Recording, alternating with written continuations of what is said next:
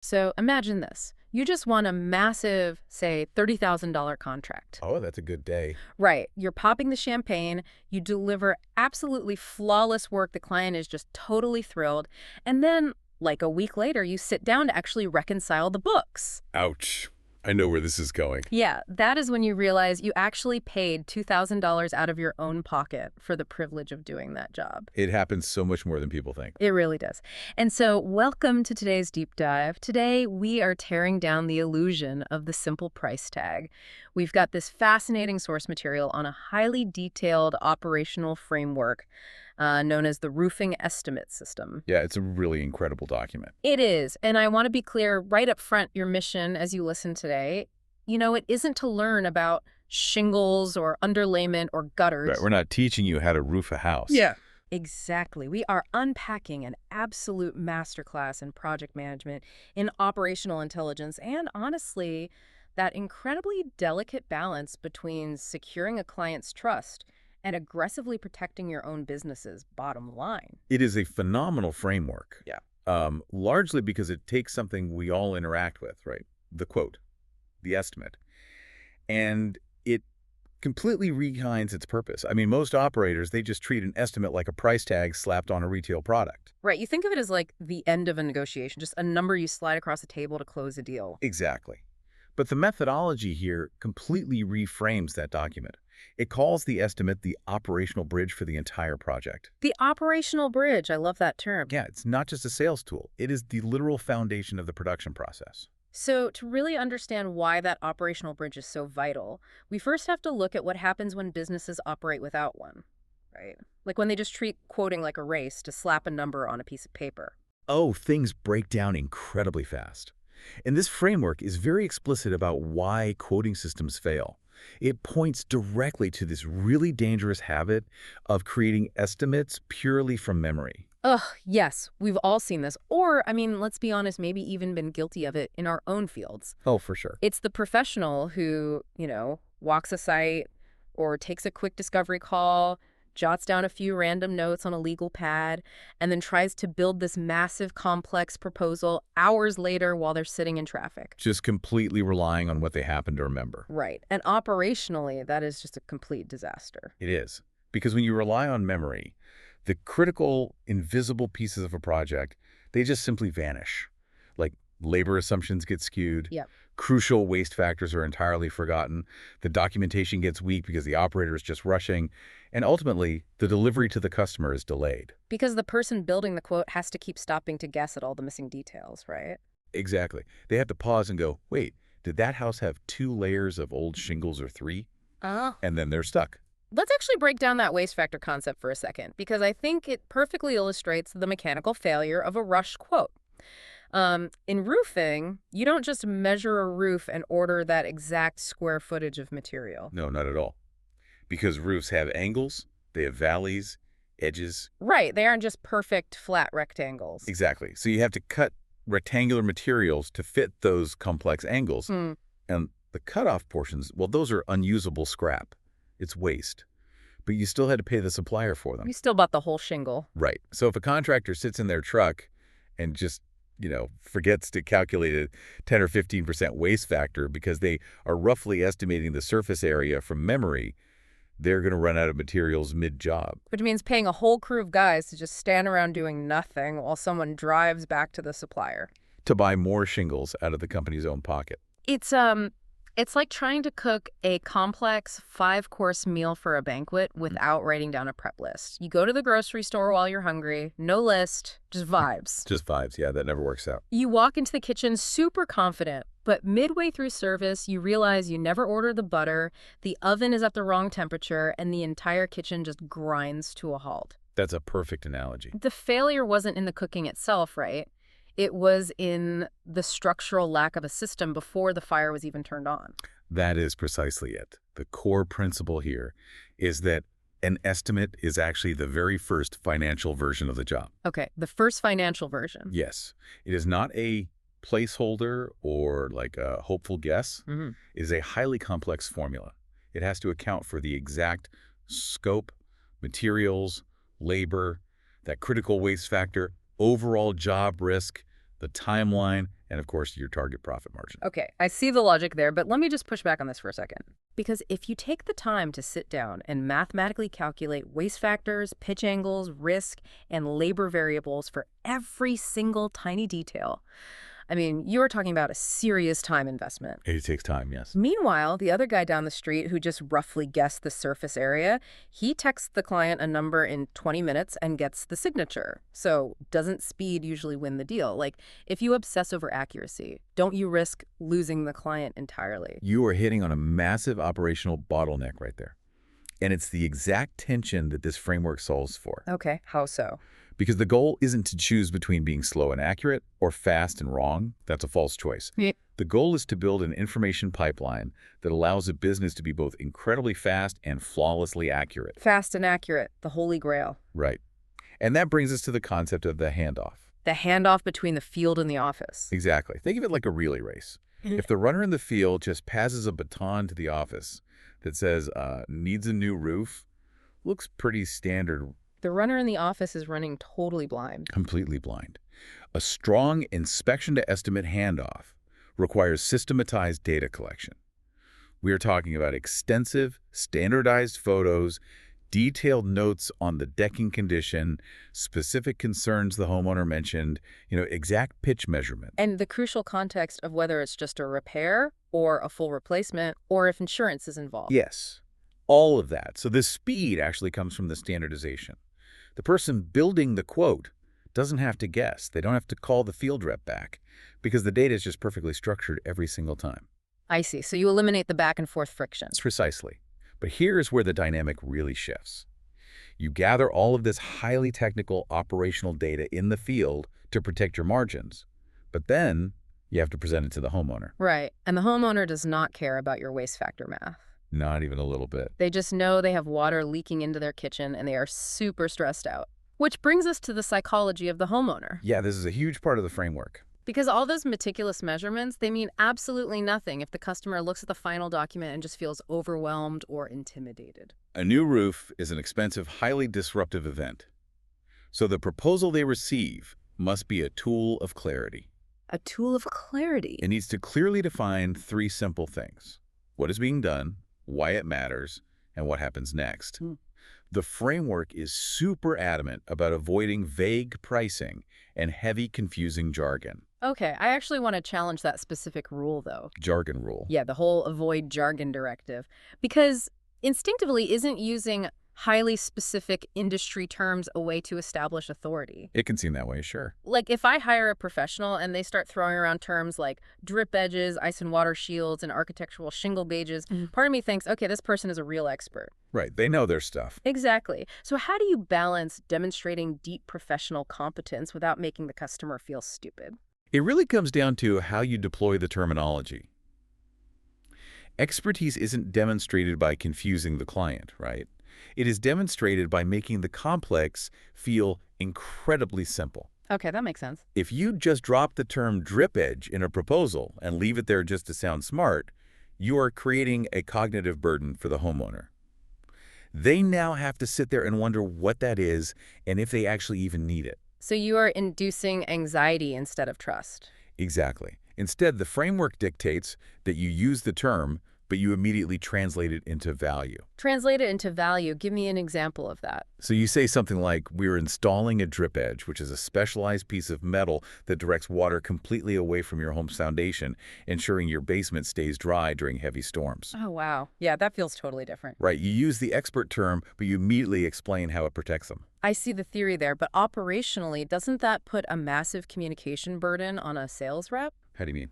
Well, you might have a rep who is a phenomenal technical inspector. Like they know roofs inside and out, but they're a terrible teacher. How do you systematize empathy so that every single customer gets that level of translation? That's the genius of it. You build it into the software and the proposal templates themselves. Oh, so the rep doesn't have to just come up with it. No, the rep doesn't have to spontaneously generate a perfect, empathetic explanation of a drip edge on the spot. The standardized proposal document is pre-written to translate those terms into plain English benefits. That is brilliant. The system does the heavy lifting of managing the homeowner's psychology. Structurally, it says to the client, we understand the technical realities, and we are managing them so you don't have to. Okay, so if that system works, you've established front-end customer trust. You've handed them this beautiful, clear, jargon-translated proposal. They feel safe. Yep. But once you've built that trust on the front end, you face an entirely different threat on the back end. And this is where the framework dives into what I like to call the invisible math. The hidden costs. The stuff that will completely bleed a business dry if they aren't tracked. It's like an iceberg, right? Or actually, let's go with an engine's timing belt. The homeowner only cares that the car turns on and drives smoothly. They just see the final proposal. Right, the shiny exterior. But inside that engine, if the timing belt is even a millimeter off, the whole engine tears itself apart the second you hit the gas on production. And in this case, the timing belt is made up of a really daunting list of variables that owners have to calculate before hitting send on that proposal. We are talking about tracking material cost and labor, obviously. But the hidden mechanics include things like the cost of subcontractors. Which can vary wildly. Exactly. The fluctuating price of local municipal permits, the really heavy disposal fees for taking thousands of pounds of old roofing to the dump. Oh, I didn't even think about dump fees. Oh yeah, they add up fast. Then you have sales commissions, and finally you have to calculate both the expected gross profit and the gross margin.